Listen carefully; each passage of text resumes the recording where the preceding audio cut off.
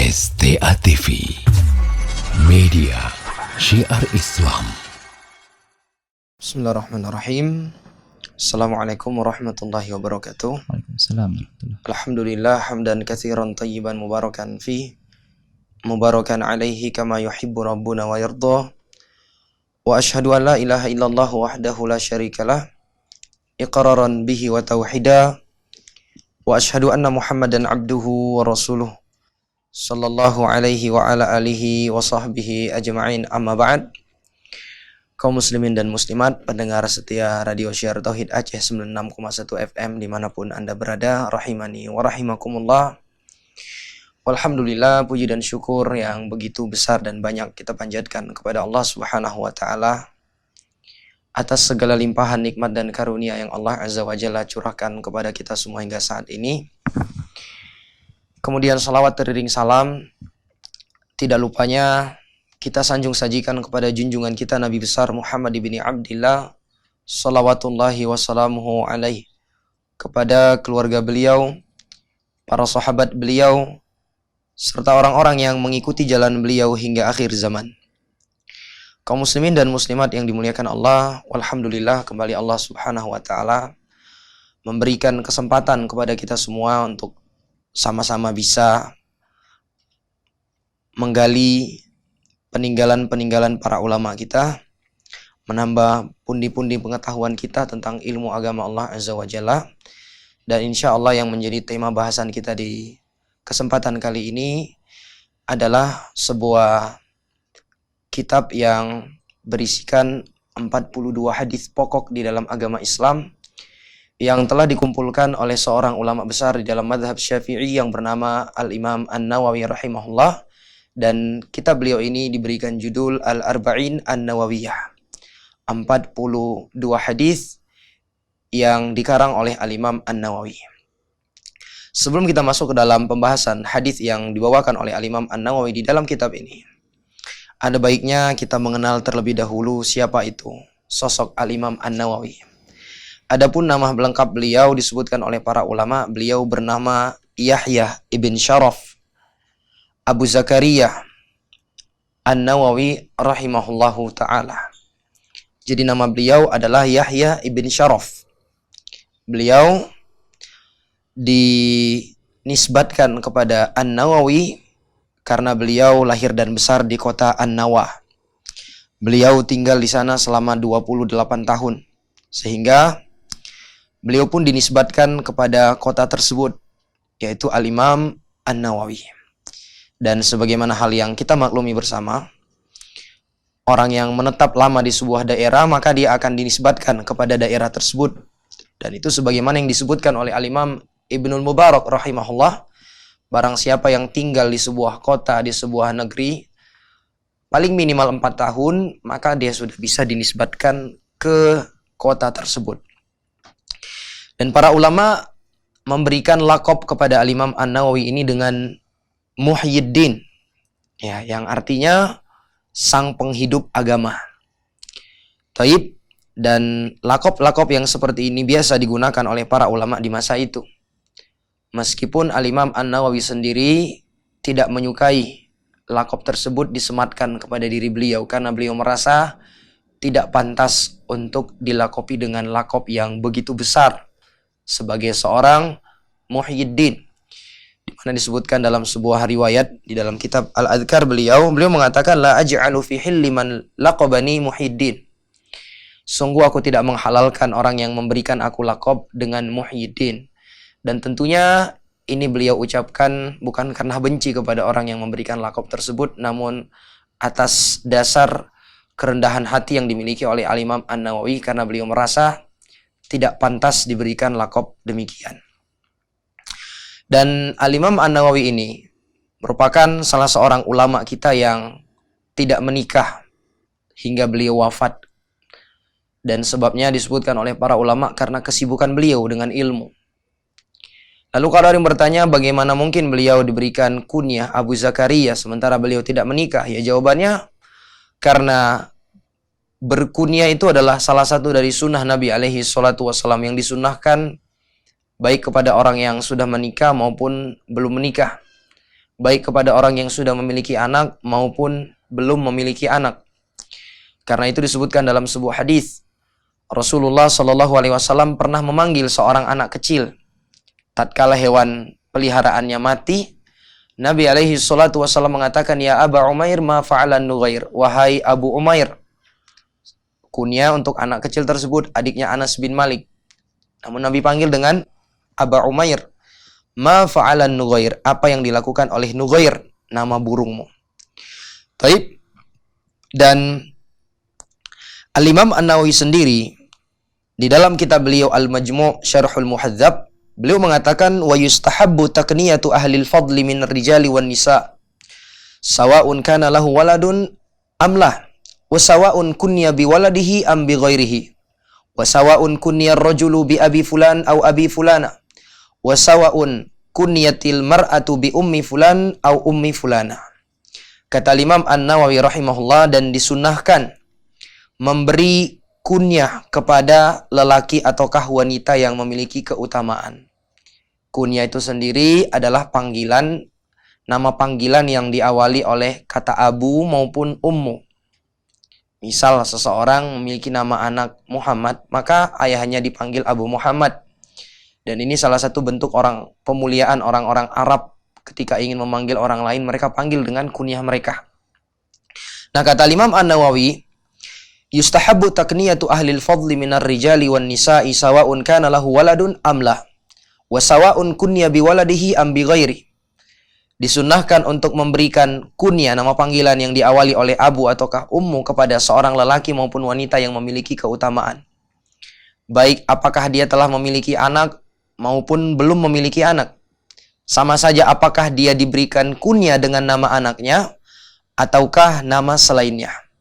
Baik seorang lelaki diberi kunyah dengan Abu Fulan, atau artinya nama lelaki Abu Muhammad, Abu Abdillah misalnya, Abu Abdirrahman, atau Abu Fulana, Abu Aisyah misalnya, Abu Hafsah, Abu Fatimah, maka yang seperti ini tidak masalah. Atau seorang wanita diberi kunyah dengan Ummu Fulan, Ummu Muhammad misalnya, Ummu Abdillah dengan penyandaran nama lelaki, ataukah nama wanita Ummu Fatimah, Ummu Khadijah. Jadi hukumnya kata Imam An-Nawawi itu adalah hal yang disunnahkan. Dan hal ini juga sebagaimana yang dilakukan oleh Rasulullah Shallallahu Alaihi Wasallam sendiri, di mana beliau memberikan kunyah kepada istri beliau Aisyah radhiyallahu taala anha dengan Ummu Abdillah. Disebutkan dalam sebuah hadis yang diriwayatkan oleh Imam Ahmad dan disahihkan oleh Al-Arnaud. Diriwayatkan dari Aisyah bahwa Nabi alaihi salatu wasallam pernah bertanya kepada Aisyah, "Ala taktanin?" Wahai Aisyah, tidakkah engkau berkunyah? Lalu Aisyah radhiyallahu taala anha pun menjawab, "Biman aktani?" Dengan nama siapa aku berkunyah? Karena dimaklumi bahwa Aisyah itu tidak memiliki anak. Lalu Nabi alaihi salatu wasallam pun menjawab, "Iktani bibniki Abdillah ibn Zubair," yakni ibn Zubair. Maka Nabi alaihi salatu wasallam pun mengatakan, "Berkunyahlah engkau dengan keponakanmu, yaitu Abdullah." Maksudnya siapa? Abdullah ibnu Zubair yang merupakan keponakan Aisyah radhiyallahu taala anha. Sehingga Aisyah itu memiliki kunyah Ummu Abdillah. Ya, beliau memiliki kunyah Ummu Abdillah. Jadi ini adalah hal yang disunahkan bagi setiap muslim dan muslimah. Hendaklah dia memiliki nama panggilan yang diawali oleh kata abu maupun ummu. Dan itu pula yang terjadi kepada Al-Imam An-Nawawi. Meskipun beliau tidak menikah dan tidak memiliki anak, beliau memiliki kunyah Abu Zakaria. Dan adapun terkait tanggal lahir dan wafat Al-Imam An-Nawawi, disebutkan beliau ini lahir di bulan Muharram, ya, bulan yang kita sekarang berada padanya, pada tahun 631 Hijriah. Ya, kurang lebih 800 tahun yang lalu. Taib.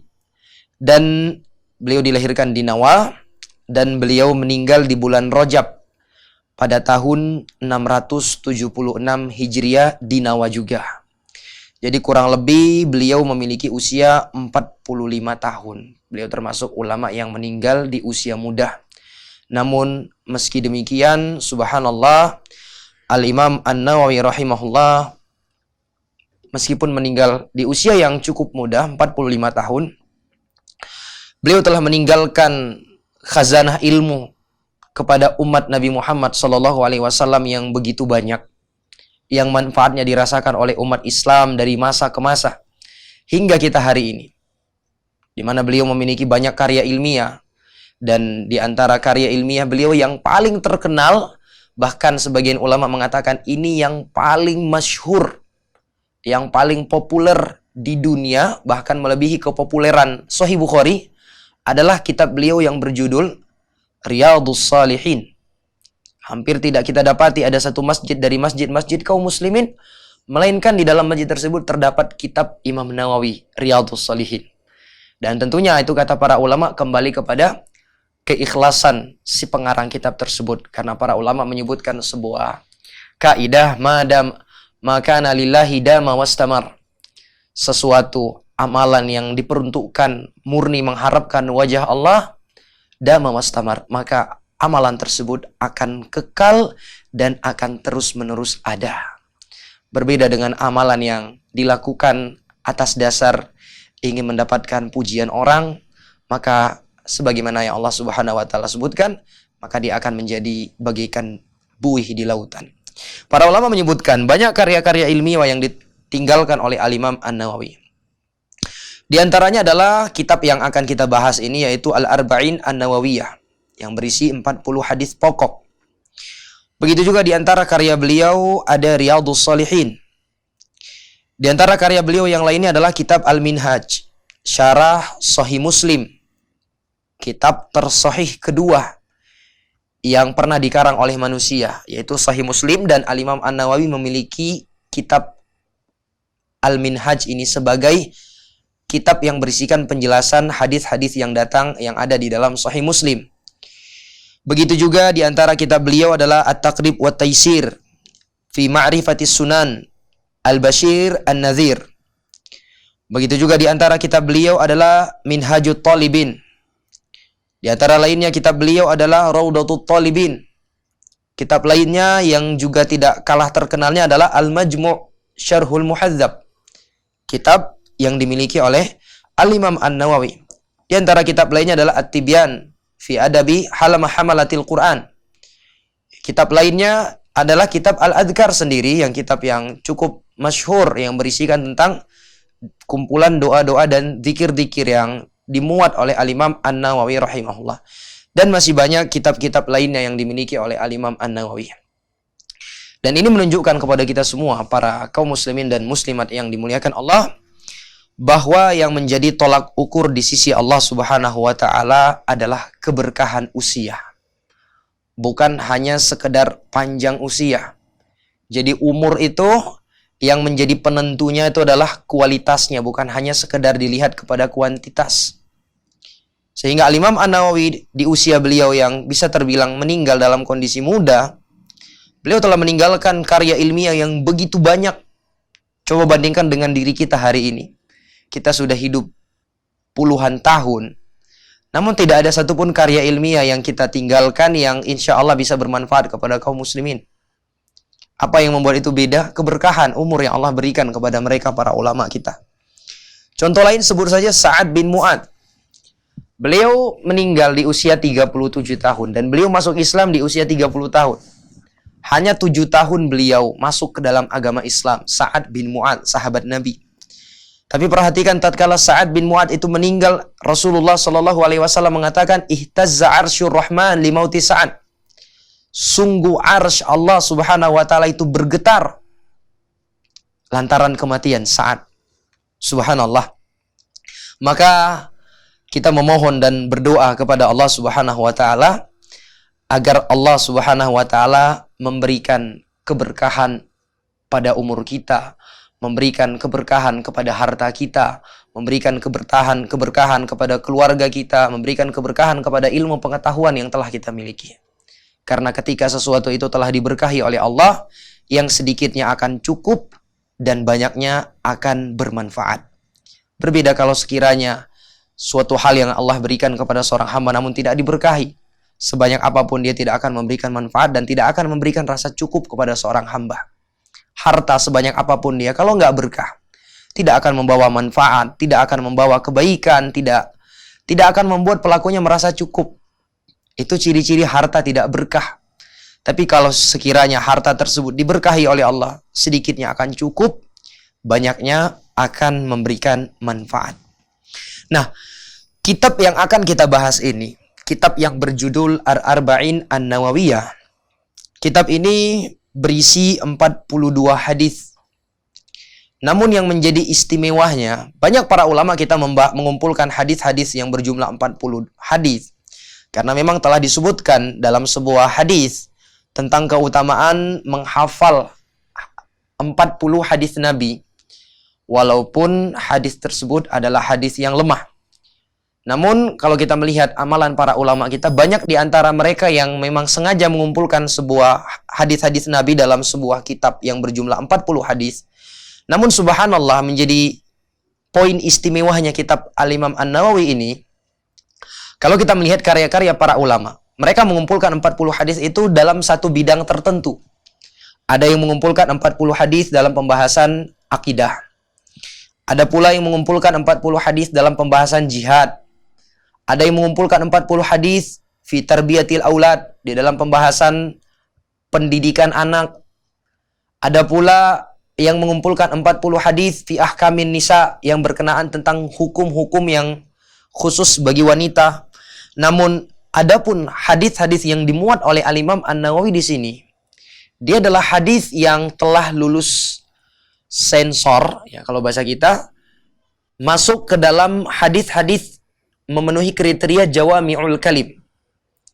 Kita tahu salah satu dari mukjizat yang dimiliki oleh Nabi alaihi salatu wasalam, beliau itu diberikan jawami'ul kalim. Kemampuan berbicara dengan bahasa yang singkat, dengan lafaz yang sedikit, namun mengandung makna yang sangat luas.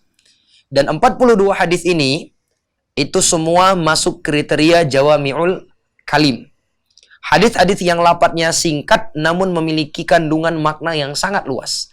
Dan ini yang menjadi poin plus kitab Al-Arba'in An-Nawawi ini. Lainnya kata para ulama yang menjadi keutamaan bagi kitab ini, ya sebagaimana tadi telah kita sebutkan, kalau para ulama membuat sebuah buku yang berisi 40 hadis itu hanya dalam satu bidang tertentu. Berbeda dengan Al-Imam An-Nawawi. Semua hadis-hadis yang beliau muat ini mencakup segala permasalahan-permasalahan penting di dalam agama Islam. Baik itu pembahasan akidah, pembahasan ahkam, pembahasan adab dan akhlak, pembahasan tentang raqaik, hal-hal yang bisa melembutkan hati seorang hamba, pembahasan tentang tazkiyatun nufus, itu semua terkandung di dalam kitab ini. Oleh karena itu para ulama mengatakan, siapa saja yang memahami 42 hadis yang dibawakan oleh Al-Imam An-Nawawi di dalam kitab ini dengan baik, maka secara umum dia telah memahami agama Islam dengan baik pula. Ketika dia faham dan memahami hadis-hadis yang dibawakan oleh Al-Imam An-Nawawi, maka secara umum dia juga telah faham dan mengerti tentang Islam secara umum. Baik, untuk menghemat waktu, kita masuk ke hadis yang pertama yang dibawakan oleh Al-Imam An-Nawawi di dalam kitab beliau ini. Kata beliau, an Amiril Mu'minina Abi Hafsin Umar bin Al-Khattab radhiyallahu anhu, qala sami'tu Rasulullah sallallahu alaihi wasallam yaqul, innamal a'malu binniyat wa innamal likulli imri'in ma nawa. Faman kanat hijratuhu ila Allah wa rasulihi fa hijratuhu ila Allah wa rasulih. Wa man kanat hijratuhu lidunya yusibuha aw imra'atin yankihuha fa hijratuhu ila ma hajara ilaih. Kata beliau dari Amirul Mukminin, pemimpinnya kaum mukminin, Abu Hafsin Umar ibnul Khattab, khalifah kedua Nabi alaihi salatu wassalam. Jadi hadis ini datang dari jalur sahabat Umar ibnul Khattab. Dan tentang keutamaan Umar bin Khattab ini sudah tidak asing lagi di telinga kita.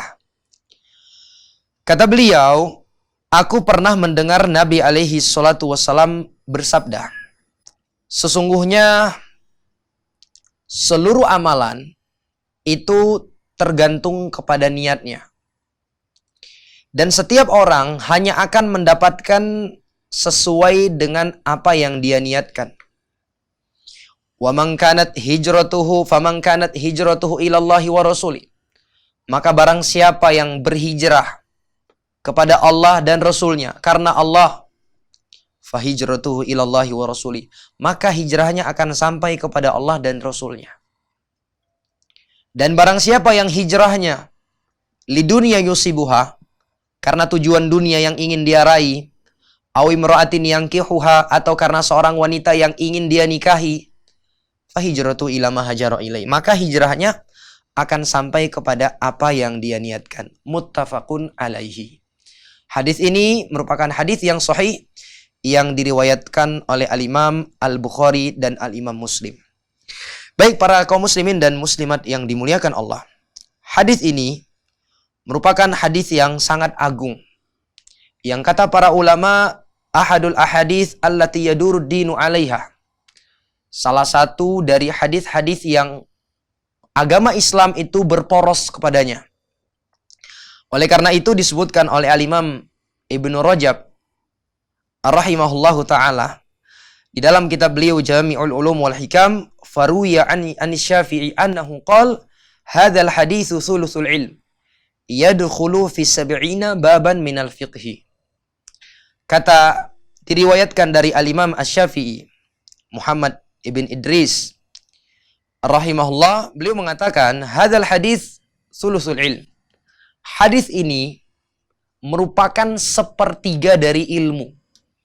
Jadi ilmu agama yang kita tahu begitu luasnya, begitu banyaknya, bagaikan lautan tak bertepi. Hadis ini kata beliau sepertiganya. Coba bayangkan, berarti hadis ini telah mengambil bagian dari ilmu yang sangat besar. Sampai-sampai kata beliau, hadis ini sulusul ilm, sepertiga dari ilmu. Dan dia kata beliau, yadkhulu fi 70 baban minal fiqhi, masuk ke dalam 70 bab di dalam pembahasan fikih. Dan penyebutan 70 di sini bukan angka yang diinginkan, maksudnya adalah banyak. Ya, karena biasa orang Arab ketika ingin menyebutkan banyak, mereka sebut angka 70. Sebagaimana Allah katakan, in tastaghfir lahum 70 marrah lan yaghfirallahu lahum. Kalau engkau beristighfar, memohonkan ampun untuk mereka sebanyak 70 kali, tetap Allah Subhanahu wa taala tidak akan berikan ampunan kepada mereka. Apakah ketika Nabi beristighfar sebanyak 71 kali orang-orang kafir akan diberi ampunan? Jawabannya tidak. 80 kali juga tidak, 100 kali juga tidak, 1000 juga tidak. Tapi penyebutan angka 70 itu biasa dimaksudkan dengannya adalah bilangan yang sangat besar. Bilangan yang sangat besar. Wa anil Imami Ahmad, begitu juga kata Imam Ibnu Rajab Al-Hambali rahimahullah. Diriwayatkan dari Imam Ahmad rahimahullah. Kata beliau, usulul Islam ala salasati ahadits. Pokok agama Islam itu ada pada 3 hadis. Yang pertama adalah hadis Umar, innamal a'malu binniyat. Yang pertama adalah hadis Umar bin Khattab, yaitu hadis yang sedang kita bahas ini. Innamal a'malu binniyat, setiap amalan tergantung niatnya. Yang kedua adalah hadis Aisyah, man ahdatsa fi amrina hadza ma laysa minhu fahuwa rad. Yang berbunyi, Nabi mengatakan barang siapa yang melakukan sebuah amalan yang tidak ada petunjuknya dari kami, maka amalan tersebut akan tertolak. Dan yang ketiga adalah haditsun Nu'man ibni Bashir. Hadis Nu'man bin Bashir yang berbunyi, innal halala bayyin wa innal harama bayyin wa bainahuma umurun mushtabihat la ya'lamuhunna katsirun minan nas. Sesungguhnya yang jelas itu, yang halal itu jelas, yang haram juga jelas, dan antara keduanya ada perkara-perkara yang mushtabihat, yang masih samar, la ya'lamuhunna katsirun minan nas, yang banyak dari orang-orang yang tidak mengetahuinya. Jadi kata Imam Ahmad, usulul Islam ala salasati ahadits. Pokok agama Islam itu ada pada 3 hadis. Itulah 3 hadis yang kita sebutkan, dan diantaranya adalah hadis Umar ibnul Khattab. Sampai-sampai saking mulianya hadis ini, kata Abdurrahman bin Mahdi, "Lau sannaftul abwab la ja'altu hadits Umar fil a'mali binniyat fi kulli bab." kalau sekiranya aku membuat buku yang berisi bab yang sangat banyak, aku menulis sebuah buku berisi bab-bab yang banyak, kata beliau, la ja'altu haditha Umar innamal amalu binniyat fi kulli bab. Maka pasti aku akan mencantumkan hadis Umar ibn al-Khattab ini yang mengatakan innamal amalu binniyat, sesungguhnya setiap amalan itu tergantung niatnya. Aku akan taruh hadis ini di setiap babnya, itu ada di setiap babnya. Taib, ini menjelaskan betapa pentingnya kita mengenali dan membahas tentang hadis ini. Dan teriwayatkan pula dari beliau, di mana beliau mengatakan, man arada an yusannifa kitaban falyabda bi haditsil a'mali binniyat. Barang siapa yang ingin menulis sebuah kitab, maka hendaklah dia memulai dengan hadis Umar ibn al-Khattab ini. Dan Al-Imam Al-Bukhari sendiri, di dalam sahih beliau, kitab sahih Bukhari beliau mengawali kitab tersebut dengan hadis Umar ibn Khattab ini sebagai peringatan untuk kita semua bahwa sebelum kita melakukan sebuah amalan, penting kita untuk menjaga dan memperhatikan niat kita. Baik. Nah, adapun redaksi hadisnya, di awal hadis Nabi mengatakan innamal a'malu binniyat. Sesungguhnya amalan-amalan itu tergantung niatnya. Innama itu artinya hanya saja, ya. Hanyalah. Sedangkan al-a'mal itu jamak dari amal.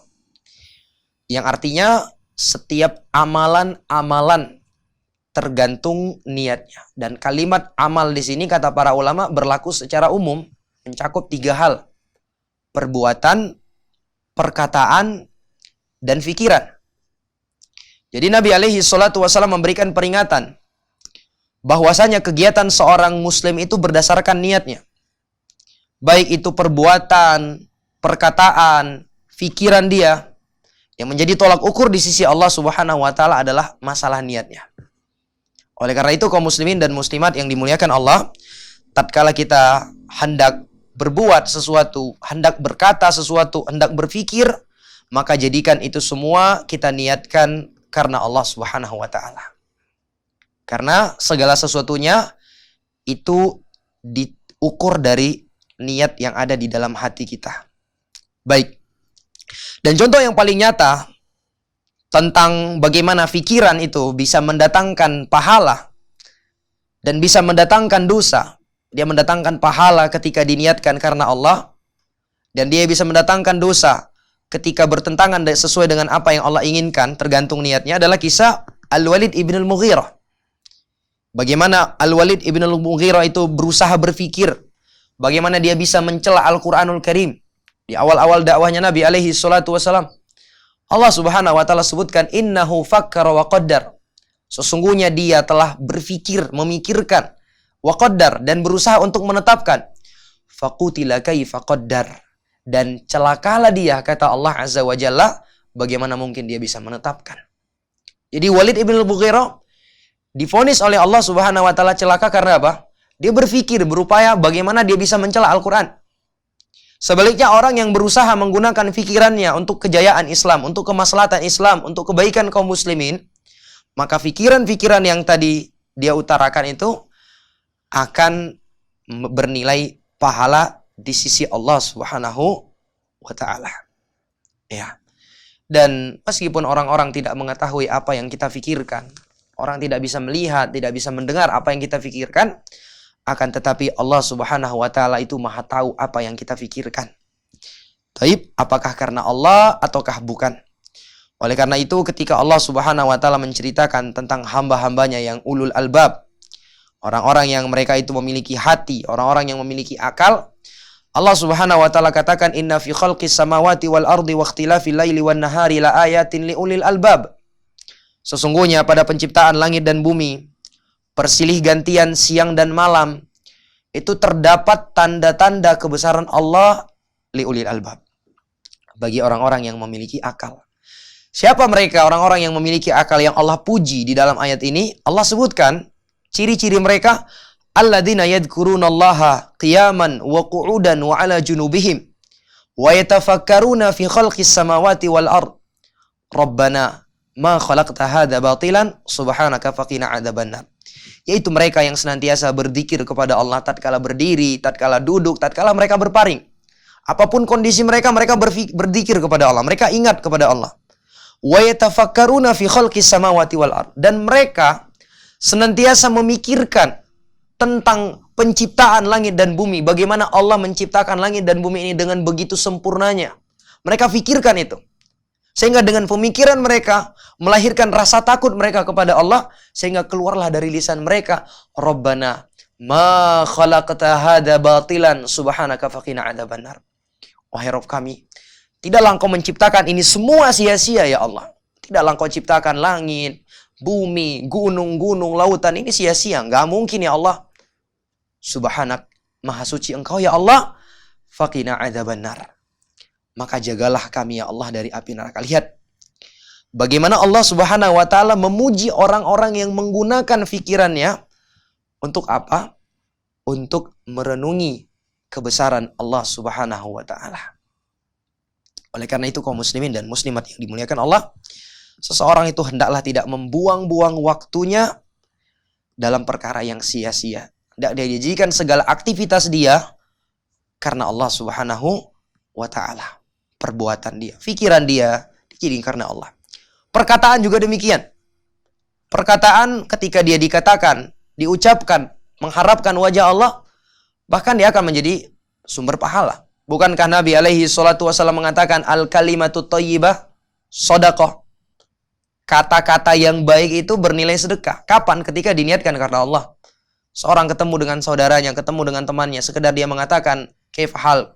Gimana kabar kamu? Baikkah? Gimana kabar keluarga? Mudah-mudahan baik.